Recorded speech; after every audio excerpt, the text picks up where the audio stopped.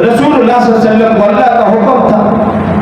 آپ کوئی بھی موقع جانے نہ دیتے، کوئی بھی موقع ملتا دعوت ولی، لیکن اخلاق سب سے پہلے۔ ابو جہل قریبی رشتہ دار ہے، بعض نے چچا لکھا، بعض نے کہا چچا نہیں تھا، لیکن چچا کہتے تھے رسول اللہ صلی اللہ علیہ وسلم۔ بہرحال تھا رشتہ داروں میں سے کنبہ قبیلہ برادری تقریباً ایک ملتی جلتی۔ ابو جہل محفل سے جائے بیٹھا ہے، مشرکین مکہ ارد گرد جمع ہے، سرداران مکہ جمع ہے، رسول اللہ صلی اللہ علیہ وسلم کا گزر ہوا، آپ نے موقع غریبت جانا، ابو جہل کو اسلام کی دعوت دی، تبلیغ کی، ابو جہل بدتمیزی پہ اتر آیا، پہلے گالیاں دیتا رہا، پھر تشدد پر اتر آیا، یہاں تک کہ رسول اللہ صلی اللہ علیہ وسلم کے سر پہ کچھ مارا اور زخمی کر دیا، رسول اللہ صلی اللہ علیہ وسلم لہو لہان ہو گئے، روتے ہوئے گھر کی طرف جا رہے ہیں۔ رسول اللہ صلی اللہ علیہ وسلم کے چچا حضرت حمزہ جو ابھی اسلام نہیں لائے تھے، ایمان نہیں لائے تھے، ان کی خادمہ یہ منظر اپنی آنکھوں سے دیکھ رہی ہے، جا کر حضرت حمزہ رضی اللہ عنہ کی اہلیہ کو بتایا کہ آج ابو جہل نے انتہا کر دی، ظلم و ستم کی انتہا کر دی۔ حضرت حمزہ رضی اللہ عنہ جب گھر آئے تو آپ کی اہلیہ نے بتایا کہ آج تو ابو جہل نے انتہا کی ہے، ایسا ظلم و ستم کیا کہ کلیجہ پھٹنے کو ہے۔ حضرت حمزہ رضی اللہ عنہ نے جیسے یہ سنا فوراً حرم کی طرف گئے، جانتے تھے ابو جہل وہی ہوگا، ابو جہل کے قریب پہنچے، کمان ہاتھ میں تھی،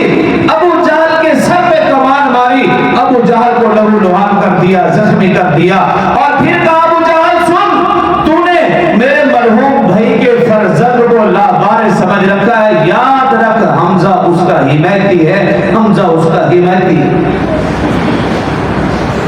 اور فوراً رسول اللہ صلی اللہ علیہ وسلم کی طرف آئے، رسول اللہ صلی اللہ علیہ وسلم غمزدہ اپنے گھر میں تشریف فرما ہے، رسول اللہ صلی اللہ علیہ وسلم کی آنکھوں میں آنسو بھرے ہوئے ہیں۔ جیسے ہی حضرت حمزہ رسول اللہ صلی اللہ علیہ وسلم کی طرف پہنچے، رسول اللہ صلی اللہ علیہ وسلم کی نگاہ پڑی، رسول اللہ صلی اللہ علیہ وسلم کا غم اور تازہ ہو گیا، آپ کی آنکھوں سے آنسو چھلک پڑے۔ حضرت حمزہ رضی اللہ عنہ جیسے ہی آئے، رسول اللہ صلی اللہ علیہ وسلم کو گلے لگا لیا، رسول اللہ صلی اللہ علیہ وسلم فرمانے لگے چچا جان میں پیدا ہی ہوا، میرے پہ باپ کا سایہ نہ تھا،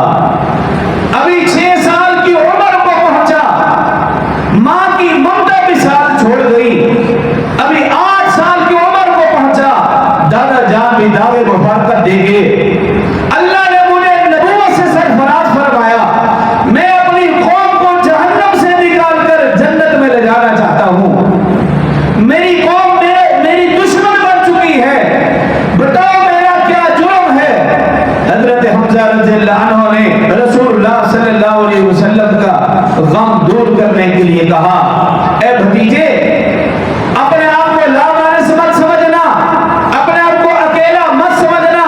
میں حمزہ تمہارا ہدایتی ہوں، اور اب تو تمہیں خوش ہو جانا چاہیے، میں ابو جہل سے بدلہ لے آیا ہوں، اس نے آپ کے سر پہ زخم پہنچایا، میں اس کا سر پھوڑ آیا ہوں، اب تو تمہیں خوش ہو جانا چاہیے۔ رسول اللہ صلی اللہ علیہ وسلم نے فرمایا اے چچا جان یہ میرے لیے خوشی کی کوئی بات نہیں ہے، میں تو سراپا رحمت کرم بن کر آیا ہوں، میں بدلہ لینے کے لیے نہیں آیا، میں انتقام لینے کے لیے نہیں آیا، میری خوشی یہ ہے کہ میں تو تمہیں کفر و شرک کے اندھیروں سے نکال کر ایمان کی دولت سے سرفراز کرنا چاہتا ہوں، میری خوشی یہ ہے کہ تم بھی کلمہ پڑھ لے مسلمان ہو جائے۔ جب حضرت حمزہ رضی اللہ عنہ نے رسول اللہ صلی اللہ علیہ وسلم کے اس جذبے کو دیکھا، ہاتھ بڑھایا، کلمہ پڑھا، اور وہی حضرت حمزہ مسلمان ہو گئے۔